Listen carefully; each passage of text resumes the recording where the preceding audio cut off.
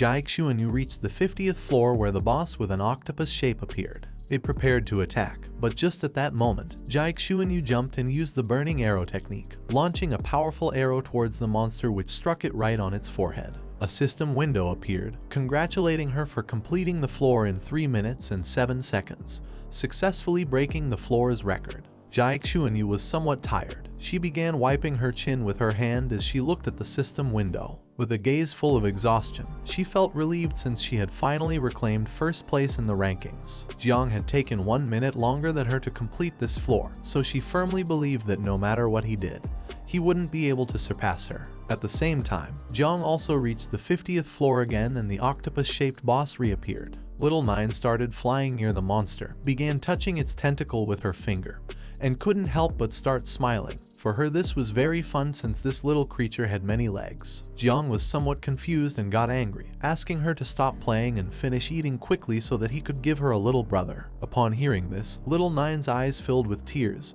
She didn't want to be the second daughter, asking Jang if having just her wasn't enough for him. Jang got angry, asking where she had learned all of this. He calmed her down by explaining that even if a second child was born, she would still be the eldest. If she didn't get along with her brother, then she could give him a good beating, asking her to think it over since she was born first and was stronger, plus having the help of thousands of insects. Little Nine calmed down and her eyes filled with joy. She started touching her cheek with her finger and couldn't help but smile at the thought that a second child would be born so that she could bully and pinch him. She got excited and without wasting a second, gave the boss a strong bite, devouring most of its body. And while the poisonous mist slowly consumed the boss's body, a system window appeared informing that she had leveled up from level 35 to level 37. At the same time, in the main hall of the Celestial Tower, there was a screen that began to show that Jang Xuanyu had completed the 50th floor in a record time of 3 minutes and 7 seconds. In the room, there was a blonde man named Hua Yunfei,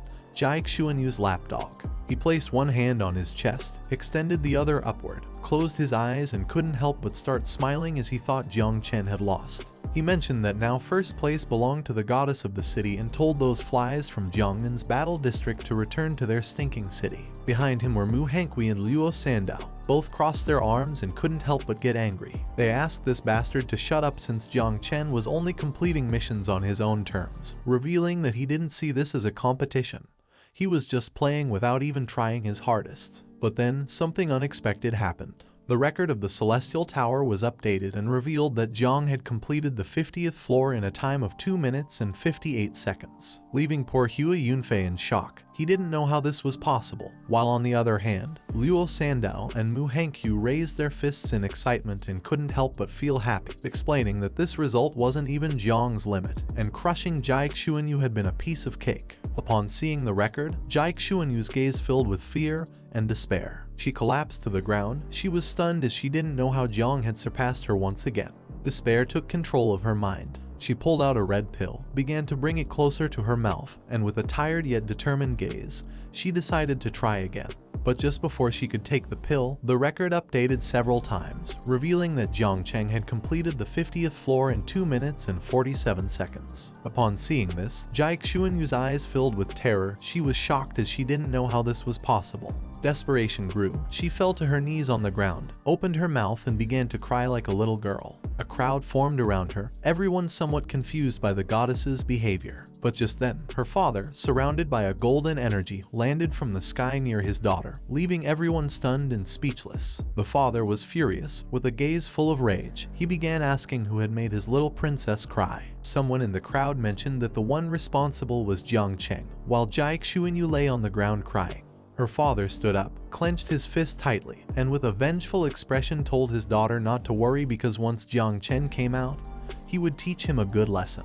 The father's gaze fixed on the screen, and his expression filled with curiosity. He didn't know if it was necessary to keep climbing in rank to complete the second job transfer mission. At first, he thought Jiang had discovered the secret mission of the Celestial Tower, and had come for Geolai's treasure, but then dismissed this idea since Emperor Geolai's divine treasure consisted of 12 map pieces, each divided into several fragments, making obtaining them an impossible task. The Jai family had been trying for many years and only possessed 4 pieces of the treasure map. Therefore, it was impossible for Jiang to have obtained all of them in such a short time. At the same time, inside the Celestial Tower, Jang managed to gather the 12 treasure map fragments, took them out, and the system began synthesizing all of the pieces. While the system was synthesizing all of the fragments, Jang placed his hand under his chin and started observing it. To complete this treasure map, people with obsessive-compulsive disorder had no choice but to repeat the Celestial Tower several times. However, it turned out that in order to gather them all, hidden missions needed to be completed. Depending on who changed class at what level, a time limit was set for completion.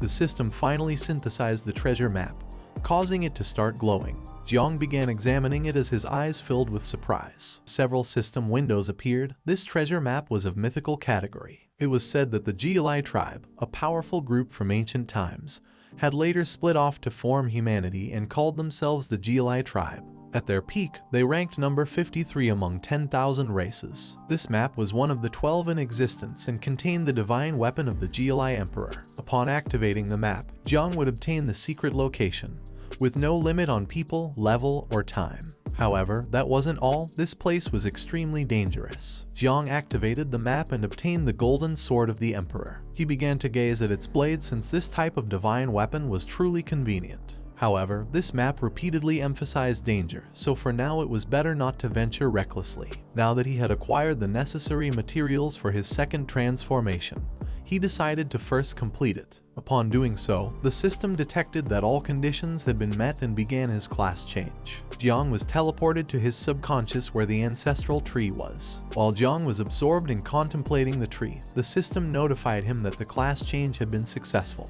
Jang's current state was of second transformation, gaining 100 free attribute points, and additionally, the ancestral tree of all things had also improved, increasing the type of fruit obtained, now called Fruit of Destiny. Jang began to observe the tree, and upon seeing that the system had upgraded it, and that it could now grant him the Fruit of Destiny, his mind filled with many questions. But for now, he decided to summon the second insect mother first. A crack appeared in front of him and the system informed him that because he had completed his second transformation, he could obtain a random insect mother. From the crack, a powerful red Calamity level beetle emerged, while its body was surrounded by a powerful red energy. It began to fly. This creature existed in hell and dwelled within the souls of gods and demons, absorbing their energy of resentment, indomitability, and unbreakable memory, nourishing itself. It had been missing for countless eras along with the annihilation of eternal hell. Jang extended his hand toward the beetle and it started flying towards his hand. Our boy was astonished. The beetle had two characteristics. For every 10 levels that the mother rose, it could generate offspring ranging from 49 to 108. And each time the mother evolved, the host could extract an ability which would evolve every 30 levels. The small but powerful red beetle sat on Jang's finger. He brought his finger closer to his face and with a curious look began examining it closely, realizing that it seemed to be at Little Nine's level but in terms of size much smaller. Its appearance was more abstract and didn't seem as close to insects as Little Nine did. Jang raised his hand towards the ancestral tree and used divine evolution, causing the beetle's body to start glowing. Not long after, the beetle transformed. He now wore a powerful armor, had a horn on his head, and strong wings. The red beetle closed his eyes, crossed his arms, and addressed Jang as father. Jang, who was in front, was somewhat astonished and thought that he was much calmer and more mature than Little Nine. He decided to call him Xiao-Jia. He didn't expect that this time the evolution of the mother insect would turn out to be male, but then he thought it made sense since asexual reproduction itself had no gender, and the evolved form was random. Xiao-Jia opened his eyes, and his gaze fixed on Jang.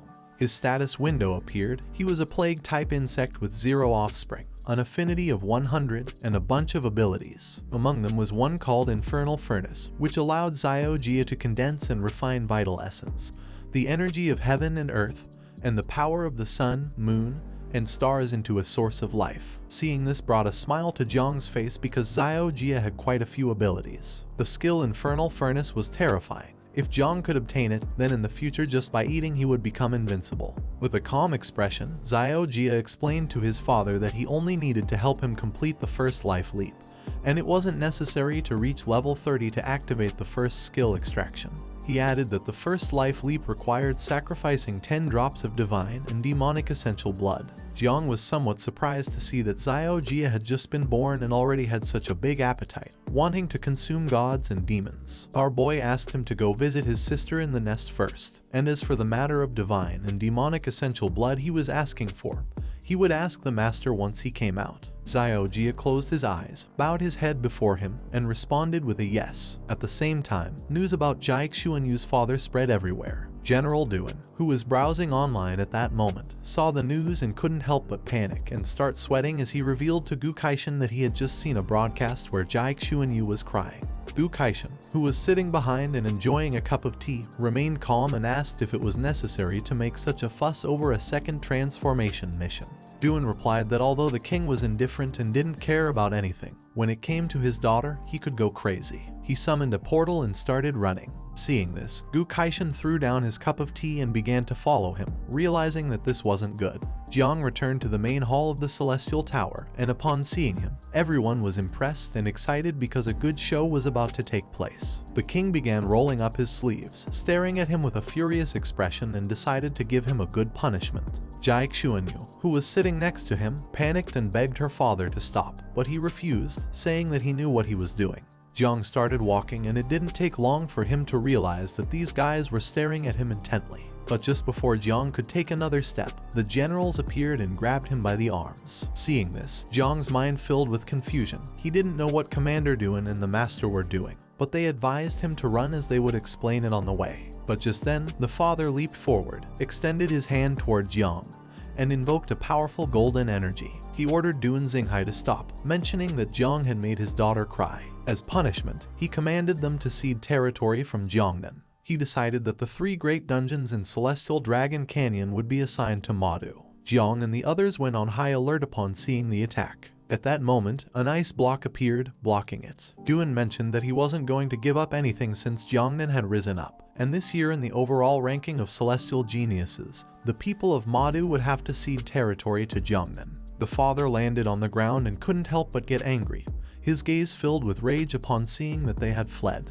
But he swore to go to Jiangnan to deal with them, and even if they knelt down and begged for forgiveness, it wouldn't be enough. He thought the best thing would be to make Jiang marry his daughter so that they could humiliate him day and night. Upon hearing this, the daughter who was standing behind couldn't help but start blushing, and with a confused expression asked her father why he was saying such nonsense. A crowd gathered around them, and the father thought that as long as his daughter could be happy, she could do whatever she wanted. The daughter fell to the ground, got nervous, and after thinking it over carefully decided it was better to return home and leave Jiang Chen's name here so she could constantly motivate herself in preparation for the competition of prodigies. Jiang, Gu Kaishan, and Duan escaped, but at that moment something left them somewhat confused. It was the father and daughter, still somewhat furious. The father asked what they were doing at his house. Gu Kaishan closed his eyes, brought a fist up to his mouth, coughed lightly, then mentioned that they had something to ask of him. Jiang was somewhat disappointed because, for Xiaojia, he had to lower himself to ask for favors. Seeing that the Celestial Sword King wanted to request something, with a calm expression, the father gave permission. He was willing to help in any way. He could joke with Duan but still had to show respect to the Celestial Sword King. Gu Kaishan closed his eyes and revealed that Jiang was his disciple who needed material for his profession change mission. 10 drops of divine and demonic essential blood, which only the Jai family possessed. Duan began to raise a finger and with a forced smile explained that the conflict had nothing to do with this, as Jiang Chen only needed it for his profession change. And if there was no other option, as compensation they were willing to exchange the Celestial Dragon Cannon with the king. He placed his hand on his daughter's shoulder and asked what the Celestial Dragon Cannon was, explaining that it could not be exchanged for a drop of divine and demonic essential blood. He was willing to accept, but under one condition: Jiang must marry his daughter. Upon hearing this, the daughter was somewhat surprised and couldn't help but blush. With a confident expression, her father asked her to think carefully since she would be more motivated by having Jiang on her side, and seeing him every day would give her infinite energy to improve herself, become stronger, and protect the city. She turned as red as a tomato, and with an expression full of embarrassment, she asked what he was saying and also mentioned that she felt something wasn't right. Duan put one foot on the table, started pointing at them with his finger, and got angry, deciding to tell these conditions to Mu Henian and Tang Wangchuan to make them join forces against him. Jiang, who was sitting down, began to sweat. He didn't know what was happening. This is the end of the video. If you guys want to see the next part, then don't forget to subscribe and like the video.